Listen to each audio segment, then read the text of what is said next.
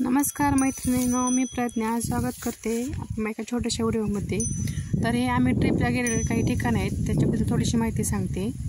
जसं ज्ञानेश्वर माऊलींनी ज्ञानेश्वरी लिहिली तर तिथं ते ठिकाण आहे ते। आणि वेरूळमध्ये अशा लेण्या आहेत दगडांच्या, ते खूप त्यांचं कोरीवकाम खूप छान आहे।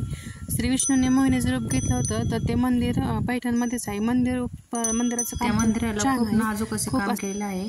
हे पुढे देवगडला गेलो होतो तिथं दत्तात्रयांचं मंदिर आहे आणि इतकं छान बघण्यासारखं आहे। किल्ल्यावरील जागृत देवस्थान आहे आणि पुढे 12 ज्योतिर्लिंगापैकी 12वं ज्योतिर्लिंग घृष्णेश्वर हे घृष्णेश्वराचं मंदिर होतं।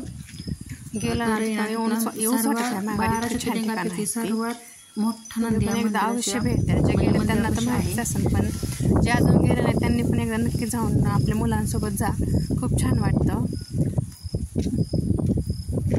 ही विहीर आहे तर ती खूप मोठी बारव आहे, तर बारव म्हणतात विहिरीला।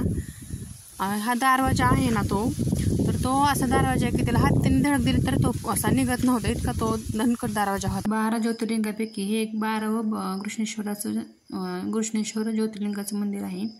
तर ह्या 12 ज्योतिर्लिंगापैकी सर्वात मोठा नंदी हा घृष्णेश्वराच्या मंदिरापाशी आहे। तर आम्ही चांद बीबी का मकबरा बघायला गेलो होतो, तर ही औरंगजेबाची म्हणजे त्या पत्नी होत्या त्यांची